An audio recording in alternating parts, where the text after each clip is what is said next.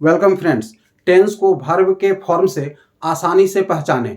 Tense 3 types के होते हैं, present, past and future. Present से वर्तमान समय का बोध होता है, पास्ट से बीते हुए समय का बोध होता है और फ्यूचर से आने वाले समय का बोध होता है। टेंस के 4 भेद होते हैं। आए वर्ब के फॉर्म के अनुसार इसे समझें।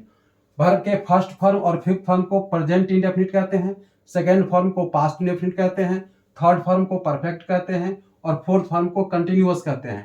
आए और हम सेंटेंस के थ्रू समझने के प्रयास करें। जैसे आई गो या ही गोज, ये दोनों मिलकर प्रेजेंट इंडेफिनिट हैं क्योंकि वर्ब के फर्स्ट फॉर्म है, ये वर्ब के फिफ्थ फॉर्म है।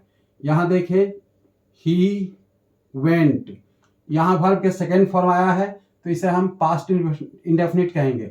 इसी तरह से यहाँ पर देखें ही इज गोइंग, यहाँ इज से प्रेजेंट और गोइंग कंटिन्यूअस, तो ये प्रेजेंट कंटिन्यूअस हो गया।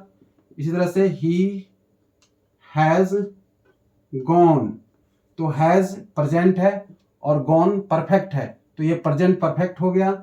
इसी तरह से ही हैज बीन गोइंग, यहाँ हैज प्रेजेंट है और बीन बी का थर्ड फॉर्म है तो ये परफेक्ट हो गया और गोइंग कंटिन्यूअस, तो ये present perfect continuous.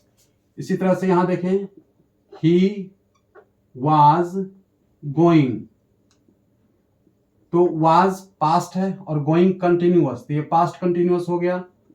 He had gone, तो हैड पास्ट है और गॉन परफेक्ट है तो पास्ट परफेक्ट हो गया।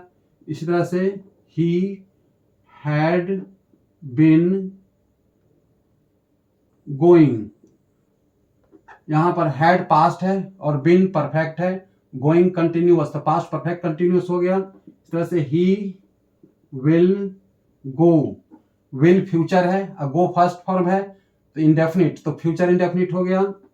ही विल बी गोइंग, अब यहां देखें विल बी से फ्यूचर और गोइंग से कंटिन्यूअस, तो फ्यूचर कंटिन्यूअस हो गया। जैसे ही विल हैव गॉन, तो यहां विल हैव से फ्यूचर और गॉन से परफेक्ट, तो फ्यूचर परफेक्ट हो गया। इस तरह से ही विल हैव बीन गोइंग, तो यहां देखें विल हैव से फ्यूचर, बीन से परफेक्ट और गोइंग से कंटिन्यूअस, तो ये फ्यूचर परफेक्ट कंटिन्यूअस हो गया। Okay, thank you.